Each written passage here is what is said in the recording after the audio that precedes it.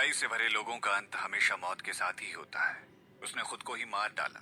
उन्होंने 8 आध्यात्मिक स्तर की अग्नि प्रतिभाओं को प्राप्त किया था, इसीलिए यह हैरानी की बात है कि उन्होंने अपनी सभी कोशिशों के बावजूद खुद को जला दिया। हालांकि जिस तरह से उनकी मृत्यु हुई वो उनके लिए बहुत आसान था। महर्षि विद्यालय में हर कोई इसके बारे में बात कर रहा था। शिरीन को उन सब में बहुत अच्छी तरह से कुछ जगहों पर कुछ अजीब सा महसूस हो रहा था, जैसे कि वो उस पल में खुद को जलाना क्यों पसंद करेंगे। और उन्होंने उस भ्रम के दौरान आप यहाँ हैं कहकर किसका उल्लेख किया था। वो व्यक्ति कौन था? उसने भगवान जी को देखा जिन्होंने मुंह से एक मंत्र आकर्षित किया था, और फिर उन्होंने जो 7 रंग की किरणें छोड़ी थी वो कंकाल से जुड़ी हुई थी।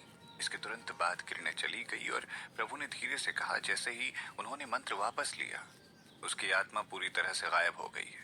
न सिर्फ उसका भौतिक शरीर बल्कि उसकी आत्मा भी पूरी तरह से चल चुकी है। ये उसका कर्म था, वो इसके लायक है।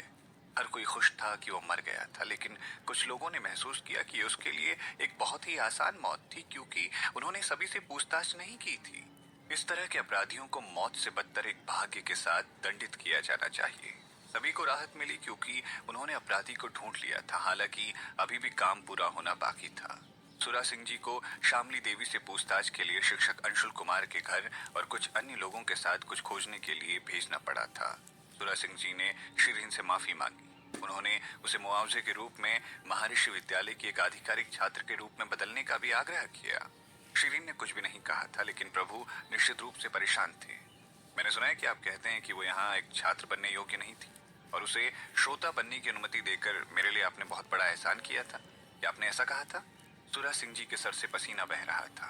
मेरे प्रभु जी, मैं गलत। प्रभु ने कहा, नियमों का पालन करना आपकी गलती नहीं है। फिर उन्होंने लापरवाही से कहा, मैं इस पर आपको दोष नहीं देता। सुरा सिंह जी चुप रह गए। मेरे भगवान, प्रभु ने उन्हें बाधित किया, गुरु कक्षा में प्रवेश करने की क्या आवश्यकता है? सुरा सिंह जी को नहीं पता था कि उनका इरादा क्या था, और उन्होंने ईमानदारी से जवाब दिया, हर किसी को छठी आध्यात्मिक शक्ति का स्तर प्राप्त होना आवश्यक है और उसे कुछ अलग परीक्षणों से गुजरना पड़ता है। प्रभु उठे और कहा, आध्यात्मिक शक्ति का स्तर एक बड़ी समस्या नहीं है और इसे बदला जा सकता है। कितने परीक्षण? 3। क्योंकि उसने बाकी आध्यात्मिक शक्तियां हासिल नहीं की थी, इसीलिए उसके लिए कुछ और परीक्षण छोड़ो और उसके लिए 6 परीक्षण तैयार करो। 10 दिनों के समय में वो महर्षि विद्यालय में हमेशा के लिए प्रवेश करने के लिए अयोग्य हो जाएगी यदि वो परीक्षण में विफल रहती है। सुरा सिंह जी हैरान थे। ये कुछ इस सौदा था। वो परीक्षण बहुत कठिन थे और अगर वो 6 आध्यात्मिक शक्ति हासिल कर लेती है तो भी वो शायद उनमें सफल नहीं हो पाएगी। अगर शिरीन इन 6 परीक्षणों में से आधों में भी सफल हो जाती है तो वो उसे गुरु कक्षा में प्रवेश करने के लिए अधिक खुश हो जाएंगे। क्या प्रभु ने जो कहा था वो उसे लेकर गंभीर है? सुरा सिंह जी ने कहा, मेरे भगवान जी, परीक्षण चुनौतीपूर्ण है और मैं उसके लिए कठिनाइयों को समायोजित नहीं कर सकता। क्या मैंने आपको समायोजित करने के लिए कहा? बस उचित तरीके से आगे बढ़ें। सुरा सिंह जी को आखिरकार राहत मिली। हाँ, मैं इसे तुरंत तैयार करवा दूंगा। वाह भाई वाह। प्रभु बाहर चले गए, लेकिन कुछ याद करते हुए उन्होंने कहा, और तैयारी के ठीक बाद दंड विभाग में अपनी दस्तक देना याद रखें। सुरा सिंह जी चुप रहे, जैसा कि उन्होंने भगवान जी और उनके दूतों को जाते हुए देखा। सुरा सिंह जी और उनके लोग उन्हें तुरंत भेजने के लिए झुक गए। अलविदा भगवान जी।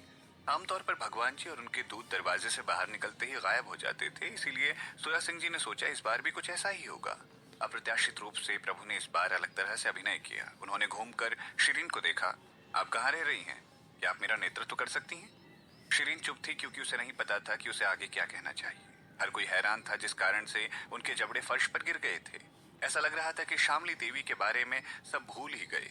वो वही सुमति देवी की दोस्त थी, पतली लड़की जो हमेशा शिरीन को परेशानी में डालना चाहती थी।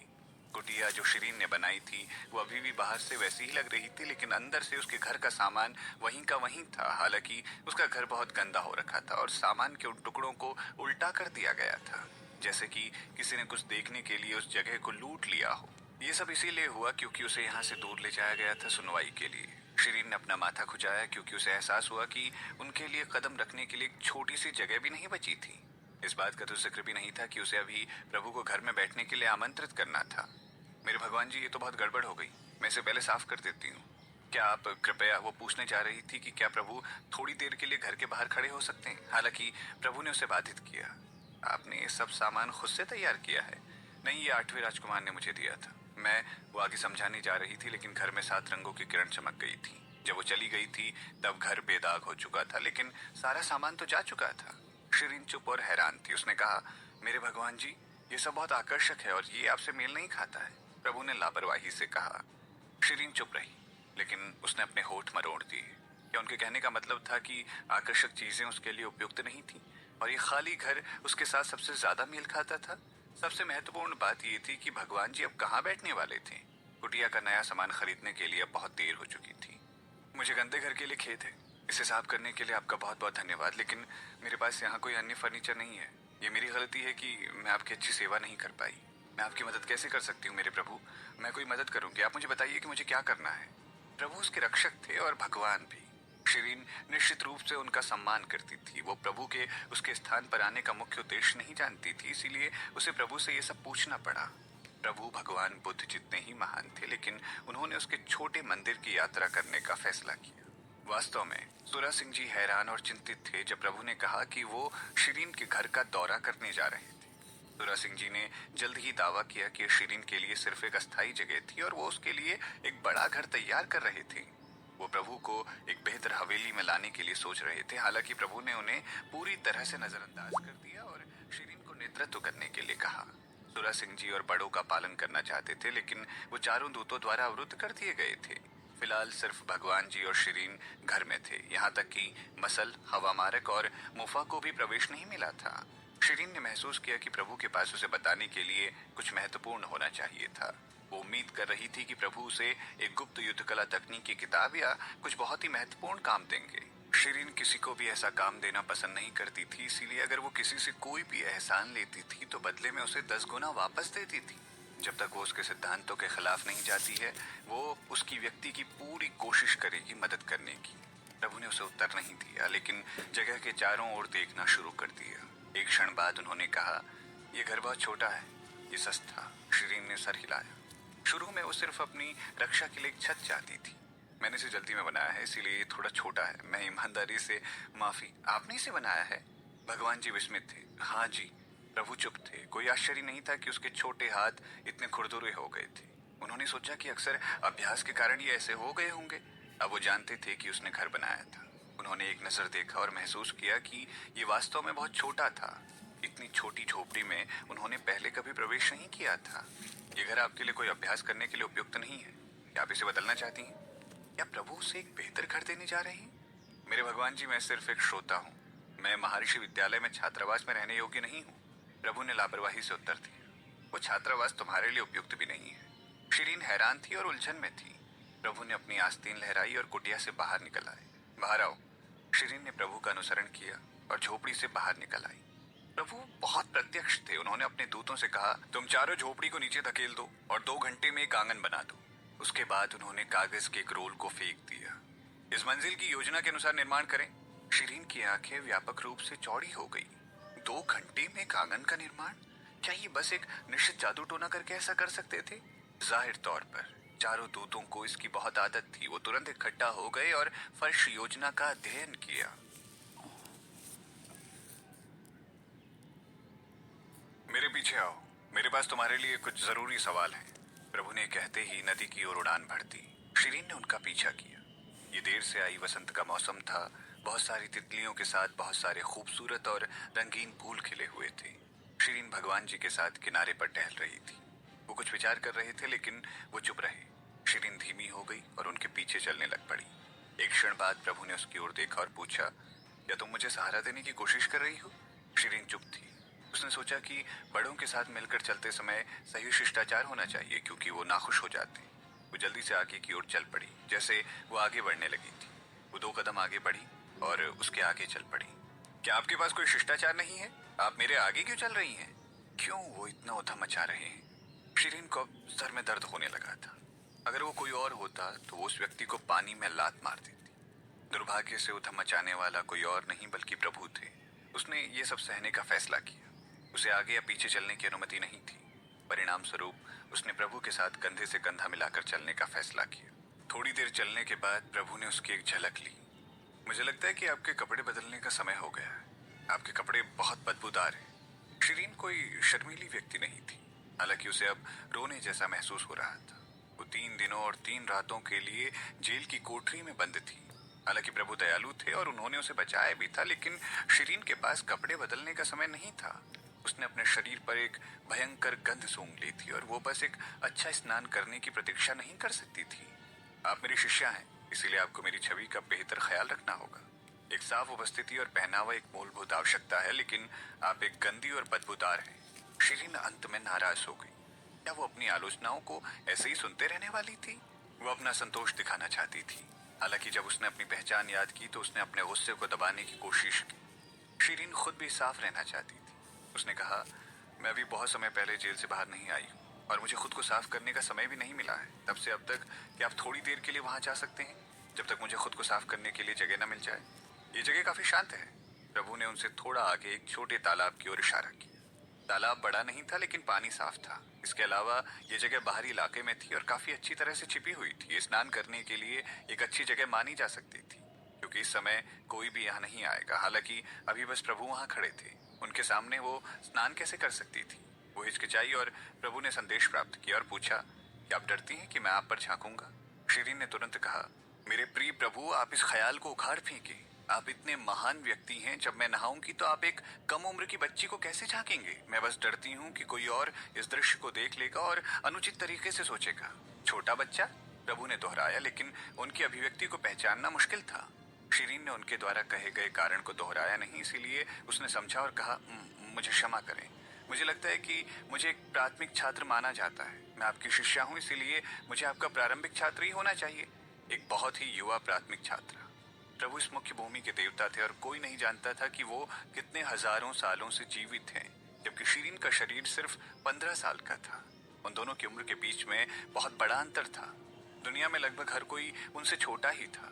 शिरीन ने महसूस किया कि प्रभु उसके जवाब से खुश नहीं थे, क्योंकि उसने महसूस किया कि ठंडी हवा गर्म हो गई है और प्रभु ने अपनी आस्तीन लहराई और शिरीन की दृष्टि अचानक धुंधली हो गई। फिर वो तुरंत तालाब में गिर गई। जब वो पानी में फेंक दी गई तो प्रभु ने यह भी कहा, यदि तुम मेरी एक बहुत ही ज्यादा छोटी प्राथमिक छात्रा हो, तब तो तुम्हारे लिए मेरे सामने नहाना शर्म की बात है ही नहीं। तो फिर तुम्हें मेरे सामने आराम से नहाना चाहिए, है ना? तुम खुद को ठीक से साफ कर लो। जब शिरीन तालाब से बाहर आई तो प्रभु गायब हो गए थे।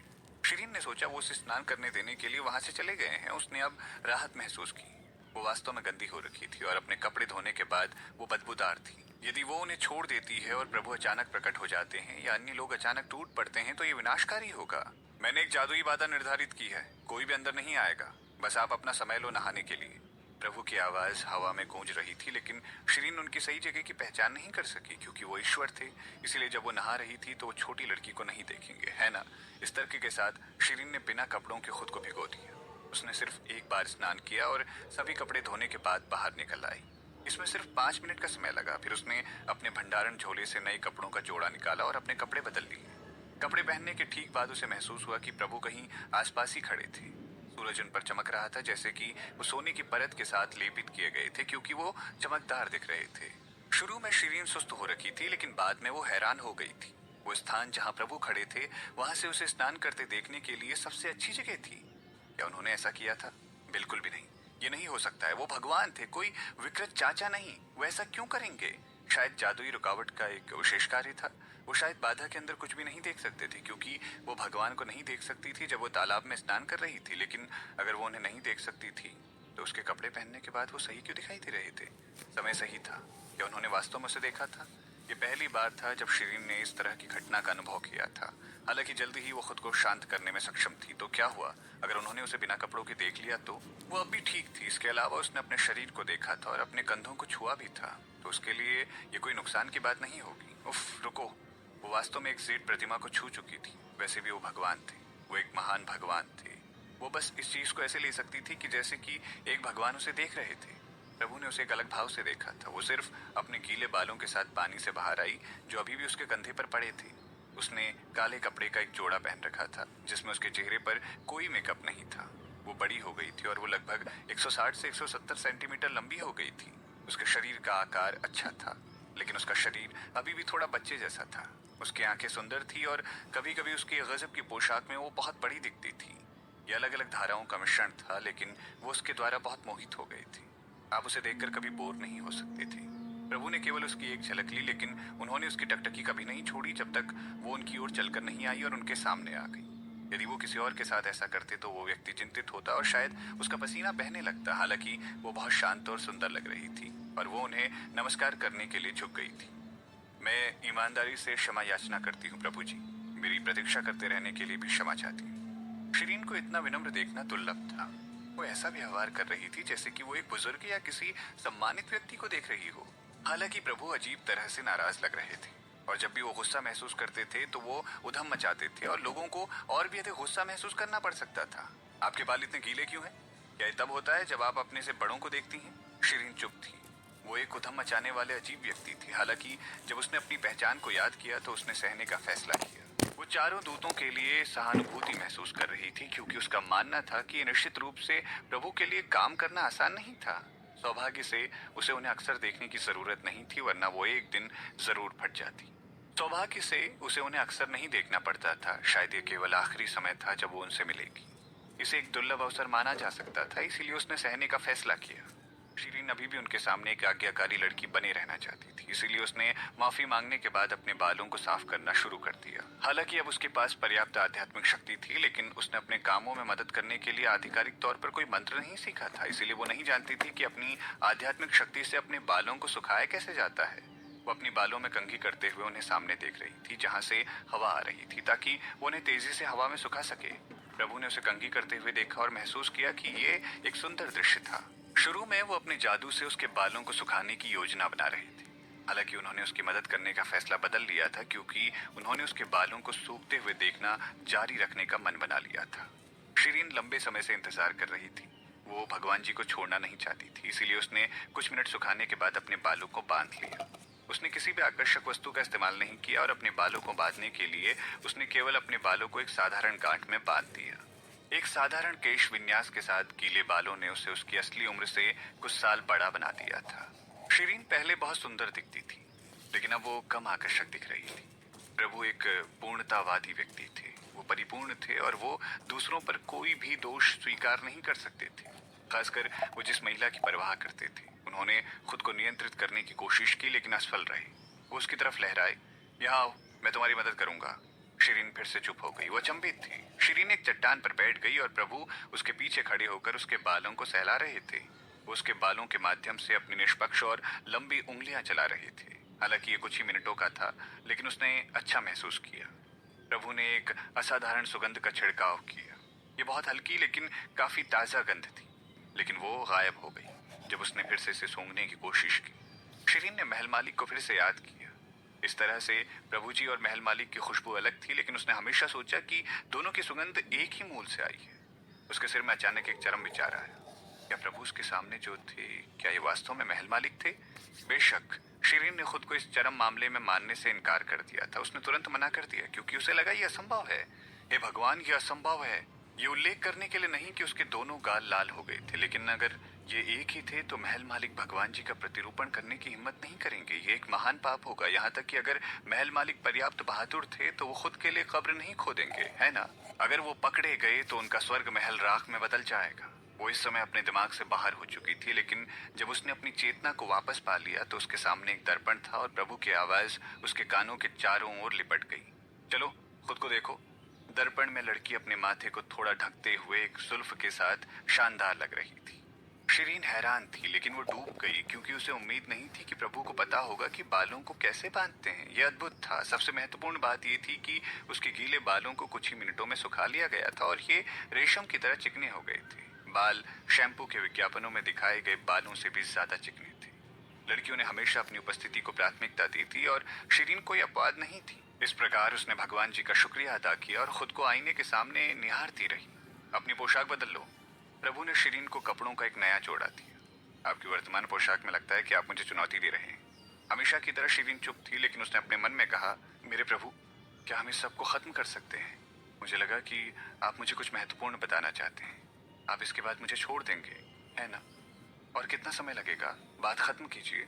क्या मैं वास्तव में आपके समय के लायक हूँ जो आप मुझे एक सुंदर गुड़िया में बदल रहे हैं?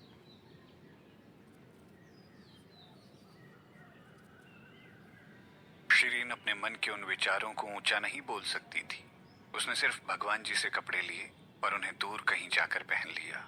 ये एक हल्के नीले रंग की पोशाक थी जो नरम और चिकनी थी। शिरीन को सटीक सामग्री का पता नहीं था, लेकिन उसने इसे लगाते ही सहज महसूस किया। जब हवा बहती थी तो महल मालिक की आस्तीन की तरह पोशाक पहनने लगती थी। इससे भी दिलचस्प बात यह थी कि शिरीन ने महसूस किया कि उसके शरीर में दर्द का एहसास काफी कम हो गया था, जैसे कि उसके शरीर पर चोट के निशान जो थे पोशाक पहनने के बाद फीके पड़ गए थे। उसे अब बहुत अच्छा लग रहा था। पोशाक का एकमात्र दोष इसका उसके ढांचे से बड़ा होना था, क्योंकि ये उसका पतला सा शरीर उस आकार में पोशाक में प्रकट करने में मदद नहीं कर रहा था। उसने पिछले कुछ दिनों में बहुत कुछ झेला था। उसे जेल में डाल दिया गया था और कई हमलों में उसकी मौत होते होते बची थी। वो थकी हुई थी और पहले से अधिक पतली हो गई थी। उसकी कमर सिकुड़ गई थी। सौभाग्य से उसकी हलचल अभी भी अच्छी तरह से बनी हुई थी। हालांकि भगवान जी द्वारा शिरीन को दी गई पोशाक सुंदर थी, लेकिन ये उसकी काली पोशाक जितनी अच्छी नहीं थी जिसमें वो अच्छी दिखा करती थी। बहरहाल एक बड़े आकार की पोशाक पहनना कोई बड़ी बात नहीं थी, क्योंकि वो अभी भी उसकी कमर का एक पट्टा बांध सकती थी। अब शाम का समय हो चला था और हरी घास बह रही थी। पानी छोटी सी नदी में बह रहा था और तितलियां हवा में नृत्य कर रही थी। शिरीन प्रभु के साथ कंधे से कंधा मिलाकर चल रही थी। 1 घंटा बीत चुका था, लेकिन प्रभु ने अभी भी कुछ उल्लेख नहीं किया था। उन्होंने एक भी शब्द नहीं बोला और बस चलते ही जा रहे थे। शिरीन ने महसूस किया कि वो 70 के दशक में युवा जोड़ों की एक फिल्म के दृश्य की तरह पूरी शाम को आगे पीछे हो सकने वाले दृश्यों में बदल रही थी। लेकिन इस मामले में प्रभु उससे बहुत बड़े थे। वो उसके दादाजी के साथ चलने जैसा होगा। यहाँ का मौसम काफी अच्छा है। प्रभु ने आखिरकार अपना मुंह खोल दिया। वो अब तक तालाब से कुछ किलोमीटर दूर चले आए थे। यात्रा के दौरान उन्होंने झरने, तालाब, फूल और हरे बागीचे देखे। सब कुछ एक दूसरे के अस्तित्व के साथ संतुलित लग रहा था। हाँ बिल्कुल मेरे प्रभु, शिरीन ने जवाब दिया। उसने अचानक महसूस किया कि ये बहुत ही भावुक क्षण था और वो एक जोड़ी की तरह बातें कर रहे थे। मौसम अच्छा है, साल के इस वक्त भी। शिरीन को अभी भी अजीब लग रहा था। मेरे भगवान जी, आप मुझसे किस बारे में बात करना चाहते हैं? क्या आप सीधे उस पर जा सकते हैं? वो अपने मसल के बारे में सोच रही थी। उसके उस साथी ने कुछ दिनों से खाना नहीं खाया था। वो अभी भी भूखा होना चाहिए। मेरे भगवान जी, क्या आपके पास ऐसा कुछ है जो आप मुझसे करवाना चाहते हैं? शिरीन ने बातचीत को नियंत्रित करने का फैसला किया। प्रभु ने उसकी ओर देखा। वो पेशेवर अंदाज में उन्हें देखकर मुस्कुरा रही थी, लेकिन प्रभु ने महसूस किया कि वो लंबी सैर से परेशान थी। प्रभु ने टकटकी लगाकर पूछा, आप इस घटना के पीछे के अपराधी के बारे में क्या सोचती हैं? शिरीन दंग रह गई और फिर ईमानदारी से बोलने का फैसला किया। मुझे व्यक्तिगत रूप से लगता है कि उतना आसान नहीं है जितना पहले दिख रहा था। शिक्षक अंशुल कुमार की मृत्यु के पीछे कोई ना कोई होना चाहिए। प्रभु ने उसकी ओर फिर से देखा। ऐसा क्यों लगता है आपको? इस प्रकार शिरीन ने बोलना जारी रखा। घटना सतह से सरल लग रही है। शामली देवी जो मुझसे बहुत नफरत करती है, उन्होंने शिक्षक अंशुल कुमार को बहकाने की कोशिश की ताकि वो चुपके से किसी को मेरे घर को नष्ट करने के लिए भेज सके और मुझे यहाँ रहने से डरा सके, ताकि मैं फिर से कभी वापस ना आ पाऊं महर्षि विद्यालय में। इस चीज ने दोनों शिष्यों की हत्या के कारण शिक्षक अंशुल कुमार के घोटालों का खुलासा कर दिया और उन्होंने अपने 2 शिष्यों को चुपके से मारने का फैसला किया और फिर अपराध को मसल और मुझ तक पहुंचा दिया। ऐसा इसीलिए है क्योंकि हमें महर्षि विद्यालय में ही सजा के रूप में मार दिया जाएगा यदि हम उनकी बातों पर अमल नहीं करते हैं तो। हालांकि मेरे भगवान जी बुद्धिमान हैं और मामले की सच्चाई का पता उन्होंने लगा लिया था। शिक्षक अंशुल कुमार बहुत पागल और चिंतित थे। उनका रक्त तेजी से फैल गया था और उन्होंने अपने दिमाग को भी खोने का कारण बना लिया था। इस प्रकार वो अपनी शक्ति से जल गए। प्रभु मुस्कुराए और पूछा, तो इसमें अजीब क्या है? शिरीन ने अपना सर नीचे किया और अपनी बात को दोबारा व्यवस्थित करने का प्रयास किया। कुछ संदिग्ध विवरण है जो मुझे समझ में नहीं आ रहे। सबसे पहले गुरुवर्ग के छात्रों के अनुसार जो भ्रम में फंसे थे, शिक्षक अंशुल कुमार को सबसे अच्छे छात्र पसंद थे और वो विकृत थे। हालांकि शामली देवी की युद्धकला तकनीक अच्छी थी, उसकी मौजूदगी अपेक्षाकृत रूप से सामान्य थी। शिक्षक अंशुल कुमार की प्राथमिकताओं के आधार पर वो वास्तव में उनके चाय का कप भी नहीं थी, इसलिए उसने उन्हें कैसे लुभाया? ये संभव नहीं हो सकता।